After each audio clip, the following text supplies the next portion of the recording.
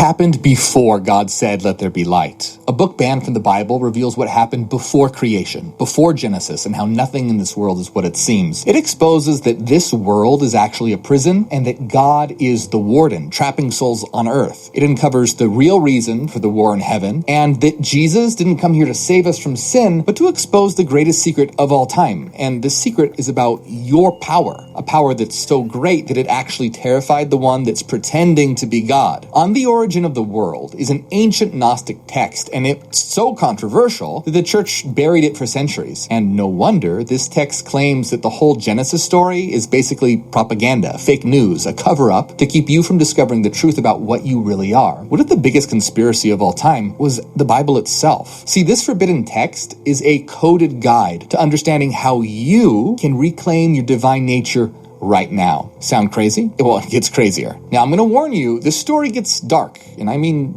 really dark. We're talking about a God who traps humans and then rigs the game so that you never figure out how to escape. It basically makes you wonder if Saw was inspired by the Old Testament. But here's the good news. It's not all doom and gloom, because in this story is the key to liberation, a way to wake up from the nightmare and reclaim your divinity. On the Origin of the World is a text that was discovered in 1945, buried near the tombs of Egypt, and it dates back to somewhere around the 3rd century CE, and it begins by telling the reader that most people believe nothing existed before chaos and darkness. The text says, "Everybody, gods of the world and mankind, says that nothing existed prior to chaos. I shall demonstrate that they are all mistaken. Welcome to the secret history before Genesis." My name is Morg. I'm an ex-Christian revealing hidden knowledge the church doesn't want you to know. And On the Origin of the World reveals a hidden reality before creation, where all that existed was an eternal realm of pure light. There was no conflict, no darkness, no suffering, just pure divine harmony. And guess what didn't exist yet? The God of the Bible. He wasn't even around. In this account, the real eternal force, the true God, wasn't a person, wasn't some figure in the clouds, but pure light itself, the source, what the Gnostics called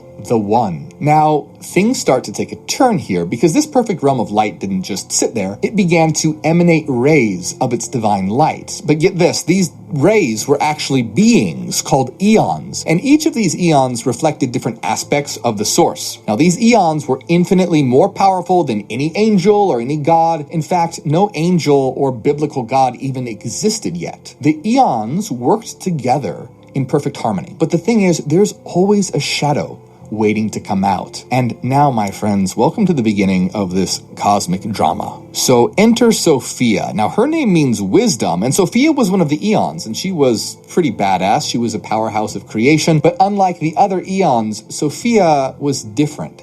She didn't want to play by the rules. And what I mean by that is that in this perfect realm, all the eons created in pairs. They maintained perfect balance. And Sophia, well, she wanted to create something on her own. Well, this is where everything falls apart, because she acted in a way that was imbalanced. And so what she created wasn't harmonious like the others. No, this wasn't a shining light or beautiful idea. What she created was shadow, a malformed, chaotic force. And this was kind of like a divine glitch in the Matrix, a cosmic mistake that couldn't be undone. But this shadow wasn't just some harmless byproduct. It was a living, breathing force of chaos. It was an anomaly, a being of darkness that couldn't harmonize with the eternal realms of light. Now, for the first time, reality wasn't unified. This shadow introduced conflict, division, imbalance, and a chain reaction that would ripple through everything. But here's the worst part. This shadow, it didn't just sit there, it wanted power. So from this shadow would come the self-proclaimed God of the material world, a being that was so arrogant, so envious, and so blinded by its own arrogance that it would dare to declare itself the one true God. And this is where things really take a turn here, because Sophia, the divine being of wisdom, she acts without permission, creates a shadow, and then from that shadow, a being known as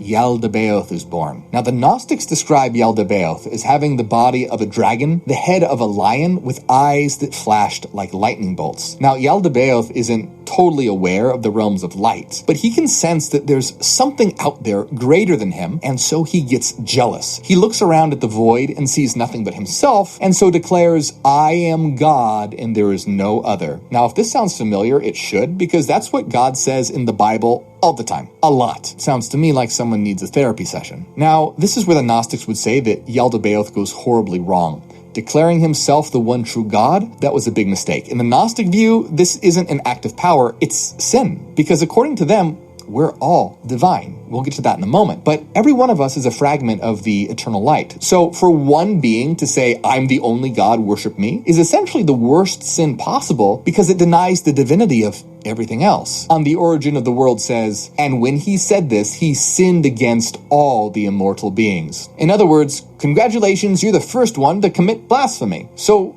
what does Yaldabaoth do with his newfound delusion of grandeur? Well, he decides to create, and he takes the formless chaos around him, matter without spirit, and shapes it into heaven and earth. But this isn't some grand, benevolent act of creation like how it's described in the Bible. This is a being trying to make a throne for itself. Now, Yaldabaoth doesn't stop at creating heaven. He decides to make some offspring, because every self-proclaimed god needs minions and henchmen, right? And so get this, he names them, it's kind of weird, by the sounds they make as they're born. So when one of them goes E, Yaldabaoth decides, great, your name is Iao. And his second son says and he gets named Eloi. And the third, he makes a sound like ass. Hey, I didn't write this. So naturally, he's called Astaphios. I mean, you really can't make this up. Now, there was another son whose name was Sabaoth, and he's extremely important, so we'll get back to him in a minute. But altogether, these beings of darkness form what are known as the seven archons, and they're not exactly the Justice League.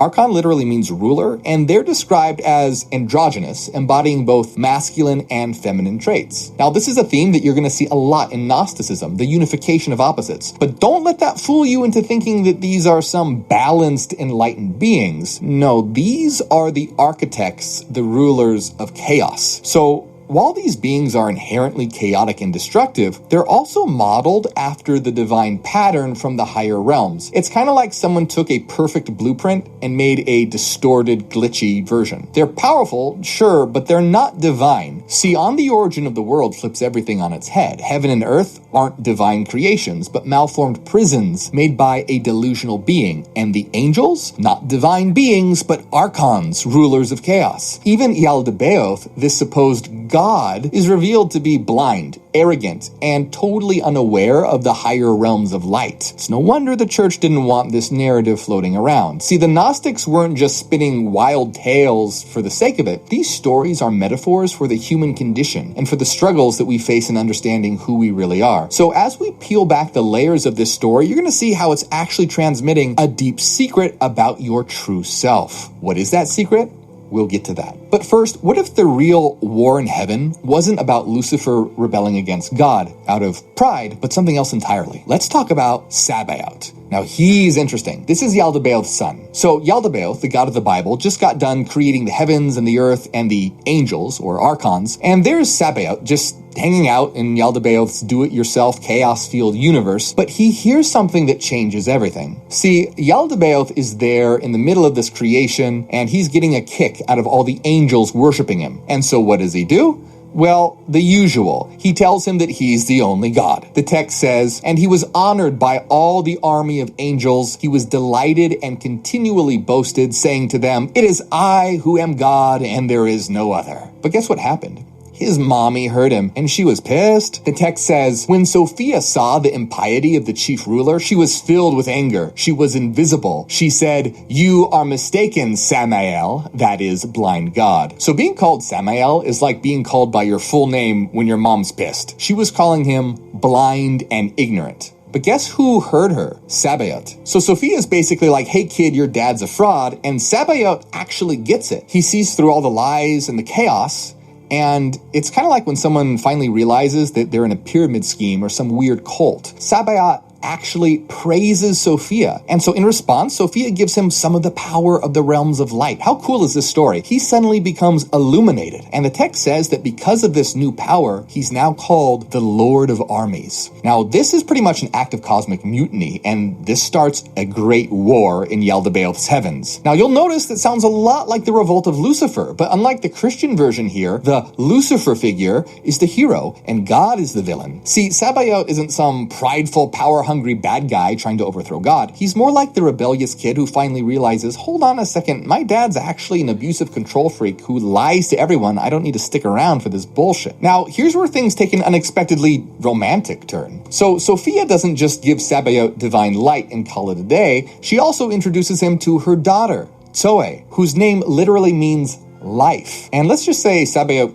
falls hard. So together, Sabaoth and Zoe form a cosmic power couple, and she teaches him about the higher realms. With his newfound power and knowledge, Sabaoth creates a mansion that's 7 times better than any of the heavens Yaldabaoth could make. This is like the ultimate moving out of your parents' basement story, and Yaldabaoth is pissed and terrified. His own son, the one he thought he controlled, turned against him, aligned with Sophia and Zoe, and now has a realm that's more incredible than anything he could ever make. But Yaldabaoth is about to strike back. How? With death itself. Let me explain. And by the way, if you've made it this far, congrats, you're in deep now. And if you want to see how deep this rabbit hole goes, then like and subscribe, because there's a lot more to check out, and also check out my books in the description of this video before the Archons censor it. So let's set the stage here. Sabaoth, Yaldabaoth's rebellious son, has just peaced out, ditched his dad's chaotic, matter-filled kingdom, and joined Team Sophia in the higher realms of light. He's shining with wisdom, he's got Zoe as his partner, and he's building a realm that puts Yaldabaoth's crappy creation to shame. And Yaldabaoth is not happy. This guy cannot handle rejection. So what does he do? He creates death. Now, do you actually see how cool the metaphor of balance here? His son runs off with Zoe, who is life, so Yaldabaoth creates death. I mean, it's a dick move, he's basically trolling, but you gotta admit the theme of balance of life and death is really beautiful. But wait, it gets better here, because death, according to the Gnostic text, is an androgynous being, because of course it is. This is Gnosticism, where duality is everywhere. And this androgynous death doesn't just stop at existing, it gets busy. It mixes with its own nature, if you know what I mean, and spawns 7 offspring who are also androgynous. So each of these 7 have both a male and female name. These aren't just any kids though. Meet the worst family ever. The male offspring of death are envy, wrath, weeping, sighing, mourning, lamenting, and groaning. And the female offspring of death are lust, grief, bitterness, cursing, sighing, again, because apparently death needs extra sighing, I don't know, quarrelsomeness. And these are all the archonic forces. These are the spiritual shackles that keep humanity enslaved. But, and this is the beautiful part, Gnosticism also teaches that death isn't the end, it's just another layer of the illusion. You see, Yaldabaoth wasn't just insecure, he was terrified, and somewhere deep down, even this false god had a suspicion that something greater than him did exist before him, and that haunted him. So what did he decide to do? He decided to test the universe. On The Origin of the World describes this, and Yaldabaoth says, if anything has existed before me, let it appear so that we may see its light. So what happens? Immediately, a blinding light shines forth from what's called the 8th heaven, piercing through all the layers of reality, cutting through the heavens, and a human form appears within it. A being that's so incredible that Yaldabaoth was shook. This wasn't just any human, this was Adam, Eye of Light. Now let's get one thing straight. When I say Adam, I'm not talking about some guy made out of dirt wandering around with a fig leaf. See, the original Adam wasn't made of flesh, but of pure light. Think of him as the perfect human prototype, not a mortal creature, but a luminous, immortal God. Now, what this means is he was the reflection, the blueprint of what humanity was supposed to be before it got trapped in the material world. And what did this divine human do? While Yaldabaoth was busy creating the material world like a bad Minecraft server, Adam, Eye of Light created an entire, vast, eternal realm. And just to make sure there was no confusion about who had the better design skills, Adam added 6 more eternal realms inside that one, and it says that each one was 7 times better than anything Yaldabaoth had ever made out of his chaos realm. That's right, 7 times better. And Yaldabaoth was pretty mad. At this point, Yaldabaoth's whole I am God thing and no one exists before me is starting to sound like a pretty bad comedy routine. Even his own minions start roasting him. The rulers of chaos, his own guys, the Archons, look at Adam, Eye of Light, and then turn to Yaldabaoth and they laugh. The text says, the authorities saw him and laughed at the prime parent because he had lied when he said, "It is I who am God and no one existed before me." They even go so far to say, "Is this not the God who ruined our work?" Now notice how even the Archons here are acknowledging that this human of light is a god. Yaldabaoth tried to save what little dignity he had left, so he came up with a plan. If he couldn't get rid of Adam, he was going to try and do the next best thing he could think of, contain him. So this is what Yaldabaoth said to the Archons. He answered and said, "Yes, if you do not want him to be able to ruin our work, come, let us create a man out of earth. No longer will he ruin our work. Rather, we shall make those who are born out of the light our servants for all the duration of this eternal realm." Basically, he was saying, oh crap, this guy's more powerful. Let's try and trap him before he ruins everything. And so the Archons tried to make their own version of Adam, but what happens when a fake god tries to copy the real thing? Well, they didn't have any idea what they were doing. They're beings of death and destruction, not life. So they completely misunderstand the assignment, because the human that they try to make is a hollow copy. It's a lifeless, soulless meat suit that just sits there, useless, like an unplugged robot. And when the Archons saw that their creation was lifeless, they left it, abandoned it, like a broken toy. Now, for 40 days, it just sat there, soulless, unmoving, because they had no idea how to give it real life. But Sophia did. In fact, Sophia had a plan. See, before the Archons even made the physical body of Adam, Sophia let a drop of her light fall, and it became a human of light. And guess what this human's name was? Eve. But get this, her name is Eve of Life. And it's actually Sophia's daughter, Zoe, in the form of a human of light. I know, it's a little confusing, right? So let's get this straight real quick. There's Sophia, and she's the one who accidentally gave birth to the chaotic shadow realm. There's Zoe, who is Sophia's daughter and the partner of Sabaoth, and then there's Eve of Life, who is Zoe in the form of a human of light. So why is all this even important? Well, what if Eve was never meant to obey, but to create? Remember, the physical body of Adam is just laying there lifeless. So Sophia sends her daughter, Eve of Life, to give life to Adam. And that's exactly what she does. Yeah, so according to On the Origin of the World, Eve wasn't made from Adam's rib. Eve was a goddess of life, and she's the one who gave life to Adam. The text says, Adam, having arisen, suddenly opened his eyes. When he saw Eve, he said, "You shall be called mother of the living, for it is you who have given me life." But there was a consequence to this. See, the true human, the divine spark, was now trapped in matter. And just like that, Yaldabaoth's scheme was complete. By creating a physical body, he created a system to ensnare the light within physical forms, keeping us locked in bodies that suffer, age, and forget our true origin. And he did it so that we would serve him instead of awakening to our real power. Now, hold on. You might be wondering why the hell Sophia would send Eve to give life to Adam then. I mean, that seems weird, right? Why would she be trapping souls? Doesn't it seem like that's what she's doing? Well, not necessarily. See, she had a plan. Sophia believed that by infusing light into the darkness of matter, it would ultimately undo all the evil of creation, that it would destroy it from the inside out. Earlier, Sophia says to Yaldabaoth, "There is an immortal man of light who has been in existence before you, and who will appear among your modeled forms. He will trample you to scorn, just as potter's clay is pounded." See, Yaldabaoth thought he was making a servant, but what he actually did was create a walking time bomb. A time bomb of divine knowledge. Divine light itself was now imprisoned in a cage of flesh. And if that light ever woke up and realized what it was, game over.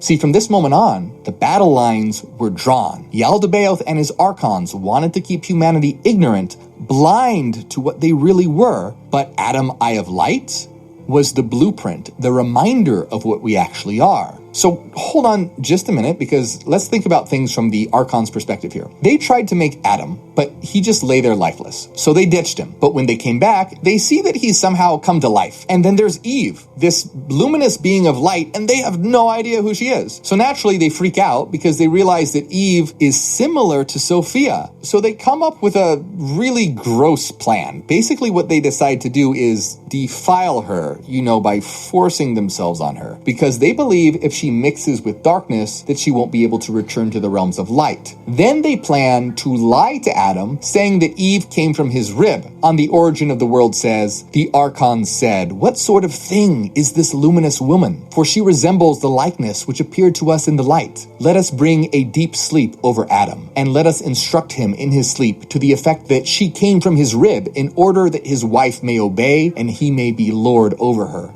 But Eve, being the ultimate badass she is, literally laughs at their plan. So what does she do? She blinds the archons and leaves a lower version of herself with Adam, and then enters the tree of knowledge. So when the blind archons come after her, she reveals herself as the tree of knowledge itself, and they completely lose it and run like cowards. So the archons have a problem. A big problem. Despite their attempts to play God, they're starting to realize that humanity, their creation, isn't as submissive as they hoped. There's a spark inside Adam and Eve, something that wasn't part of the original make humans dumb and obedient plan. So what's a bunch of cosmic, insecure tyrants gonna do? They try to terrify them into submission. The rulers gather together and they go up to Adam and Eve. Now remember, this Eve is now a lower physical version of Eve, not the higher Eve of life. But when they go up to Adam and Eve, they don't act like vengeful gods of wrath. Get this, the text actually says they come in acting timid, like nervous salesmen on the first day trying to con you into a pyramid scheme. On The Origin of the World says, they came up to Adam and Eve timidly. They said to him, "The fruit of all the trees created for you in paradise shall be eaten. But as far as the tree of knowledge, control yourselves and don't eat from it. If you eat, you will die." Now, of course, this is a total scam. They just don't want you to realize your own divinity. So the archons need Adam and Eve to stay ignorant or it's game over for them. And how do you keep people from questioning their reality? Fear. Sound familiar? Kind of like what's going on today. But here's another question. Remember the serpent in the Garden of Eden? What if the serpent wasn't the villain, but the hero? Let me explain. The higher Eve, Eve of life, is about to ruin the archons' plans. Now remember, the higher Eve is not the physical version of Eve that she left with Adam. Now, the text says that she appears as the beast, which is almost certainly referring to the serpent. But it also says that her real title is the instructor, and the archons just call her the beast because, well, they're assholes. So Eve of life, as the serpent, goes over to the lower version of herself, the physical Eve and Adam, and says, "What did God say to you? Was it, 'Do not eat from the tree of knowledge'?" The physical Eve replies, "Not only did he say, 'Do not eat from it,' but do not even touch it or else we will die." And here's what she tells them. The instructor said to her, "Do not be afraid. In death you shall not die, for he knows that when you eat from it, your intellect will become sober and you will come to be like gods. Indeed, it was in jealousy that he said this to you, so that you would not eat from it." Now Eve, the human Eve, the physical Eve, hears this, and it clicks. She looks at the tree again, but this time differently. And so she takes the fruit and she eats it. And she gives some to Adam, and he eats it too. And in that moment, their eyes were opened. And this is about seeing the world for what it really is. The illusion shatters. Eating from the tree wasn't the first sin, it was the first act of liberation. Remember when the Bible says they realized that they were naked and ashamed? On The Origin of the World reveals that this nakedness wasn't in an oops, we forgot our pants kind of way. It was a metaphor for them realizing that they had been naked in knowledge. And they recognized that the archons, the rulers, the gods that made them, that they're not gods at all. And what did they think of the so-called God and his archons now? Well, the text made it crystal clear. It says they loathed them. They were very aware. By the way, did you know that the movie The Matrix was inspired by all this? The humans in The Matrix are the trapped souls, the agents are the archons, and the fruit of the tree of knowledge, that's the red pill. Tell me in the comments if you want a video about all that. But anyway, Adam and Eve, they just took the red pill and figured out what was going on. And you know the archons weren't going to take this well. The second they realize what's happened, they totally lose it. Earthquakes, threats, the whole fire and brimstone act. Adam and Eve, now aware, panic and hide, not because they're guilty, but because they know what's coming, that the archons are pissed. And sure enough, the archons show up demanding answers like some divine police force that just got outsmarted by the people they were trying to control. Yaldabaoth and the archons want answers, and Adam is still pretty scared, and he points to Eve, who in turn points to the instructor, or the serpent, and it's total chaos. But the authorities couldn't do much to the instructor, so they curse Eve, her offspring, Adam, the earth, the crops, pretty much everything they can think of. Their curses are petty and desperate. They know that they've lost the upper hand here, and the Archons get even more paranoid. They see Adam and Eve as threats because they've gained knowledge. And what terrifies them the most? The possibility that Adam and Eve might eat from the tree of life and become immortal, fully divine beings. So what do? They kick Adam and Eve out of paradise and place fiery angels with flaming swords to guard the tree. But again, it's all part of the plan. Even in exile, Adam and Eve carry the light within them. The rulers can curse and control the physical world all they want, but they can't extinguish the divine spark. But now let's talk about how Zoe gets her revenge. Remember her? Just as a reminder, because it can get kind of confusing here, there's Sophia, her daughter Zoe, then Eve of Life, who's basically Zoe in the form of a divine human, and then the physical, material version of Eve. So, Zoe is pretty pissed because the Archons are basically fucking with the lower version of herself and Adam. So she sees what the rulers of darkness have done, cursing humanity, trapping them in ignorance, and basically making the earth their personal playground of suffering, and she's not having any of it. So with her full divine might, she casts the rulers down into the world of matter. She traps them in the very realm that they were trying to dominate. So they're no longer rulers in their lofty heavens. They're now reduced to demons sulking around the earth and manipulating humanity from the shadows. It's pretty fitting. It's a poetic justice. The jailers become prisoners themselves. But Sophia and Zoe don't stop there. They orchestrate a plan that's been in motion since the beginning of time. A plan to overthrow these rulers of chaos and liberate humanity once and for all. Because here comes Jesus, the Savior. But this is not the Jesus that you would recognize from Sunday school. This is the Gnostic Jesus, a revolutionary, a disruptor, and the ultimate opponent of the God of the Bible. See, in the Gnostic view, Jesus wasn't sent by the God of the Old Testament. In fact, he was sent to oppose that God. The God who drowns the world, demands sacrifices, and rules through fear, that's Yaldabaoth. And Jesus' message is a challenge to everything Yaldabaoth stands for. He comes here not to want worship or obedience, but to wake humanity up to its true divine nature. While Yaldabaoth says, I am a jealous God and there is no other, Jesus says, you can become like me. See, Jesus' mission is to tear down Yaldabaoth's kingdom of lies and free the divine spark in everyone. By bringing knowledge, the text says, now the Word that is superior to all beings was sent for this purpose alone, that he might proclaim the unknown. He said, there is nothing hidden that is not apparent, and what has not been recognized will be recognized. And these were sent to make known what is hidden and the seven authorities of chaos and their impiety, and thus they were condemned to death. Now things are about to get real, because guess what? On the origin of the world ends with the end of the world. So how does it all end? What's the finale to all this cosmic drama? Well, first, in order to understand what it really means, there's something you need to know. So you might be wondering, did all of this actually happen? Am I sitting here saying that there was actually a lion-faced God throwing a tantrum like an asshole CEO of heaven? That Adam of Light built himself a 7 times better universe like some cosmic celebrity? Or that Eve was walking around as both a woman and a talking serpent at the same time? Well, no, not exactly. But before you breathe a sigh of relief here, let me hit you with something that's actually a lot more shocking. This is all happening inside you. Here's the thing. Ancient people weren't dumb. They weren't sitting around making up stories about lion gods and forbidden fruit just for fun. They were trying to explain something huge, something that people still haven't figured out today. These stories, they're not about history. They're about you. They're about what's happening inside of you right now, every single day. Gnosticism was never just about gods and cosmic drama. It was about the mind, about the struggle between ignorance and awareness, about waking up to who you really are. So let's break it down. Yaldabaoth, the blind, arrogant ruler who says that he's the true God, that's your ego, the voice in your head that says, I'm in control, I know everything I need to know, I'm the center of the universe. Yeah,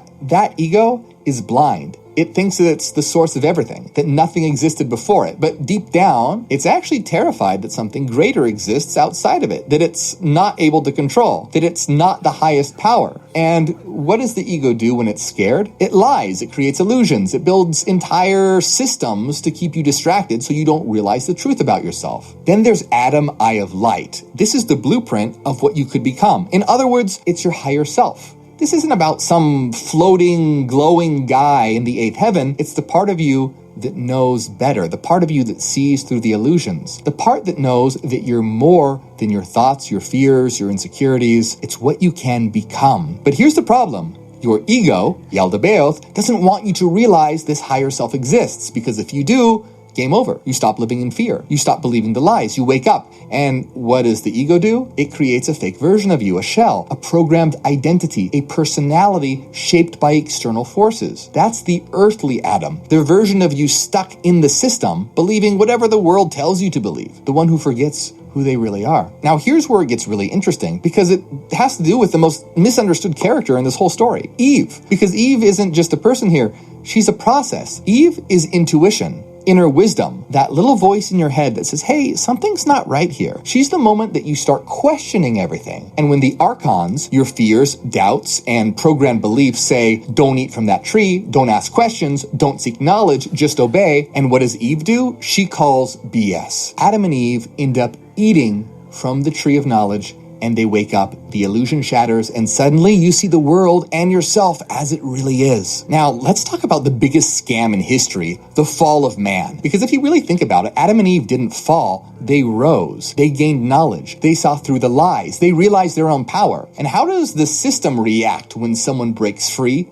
Panic. Earthquakes, curses, divine threats. The archons freak out and do what every controlling power structure does when it loses control. Now, this sounds a lot like what happens today when people break out of any system of control, doesn't it? So with all this in mind, what does the end of the world in our story mean? Well, On the Origin of the World says the archons' days are numbered. When humanity starts to wake up, the text describes their downfall, their heavens collapsing, forces consumed by fire, and the entire realm of darkness obliterated. It says, their heavens will fall one upon the next, and their forces will be consumed by fire. Their eternal realms, too, will be overturned, and his heaven will fall and break in two. Then it describes how the light within us will triumph and return to its source, and the glory of the light will fill everything. Humanity, finally free from the ruler's influence, will enter the kingless realm. But what does the kingless realm mean? Remember, this whole story isn't about something that literally happened in the past or an actual physical event in the future. It's about something that's happening all the time inside of you. The ego, Yaldabaoth, wants to keep you asleep, trapped in illusion. It wants you to stay busy, distracted, afraid, not questioning anything. The higher self, Adam of Light, is the part of you that knows something out there is greater. It's waiting for you to recognize it. It's your higher self. And Eve, the instructor, is that spark, that voice that urges you to ask and seek and awaken. So what's the kingless realm? It's a state of consciousness where we've mastered ourselves. It's a place with no rulers because we rule ourselves. It's the kingless realm. Now, here's the most important part to remember about all this. Every time you choose fear over questioning, you obey the archons. You let them rule you. Every time you choose comfort over truth, you stay trapped in their system. But every time you choose to ask, to seek, to wake up, you eat the fruit. And that's the real secret. The Garden of Eden isn't a place in the past, it's in your mind. And you're still standing before that tree every single day with a choice: eat or obey. Now, there's a lot more to this story, and if you want to know the real reason that God destroyed Sodom and Gomorrah, watch my video on it now.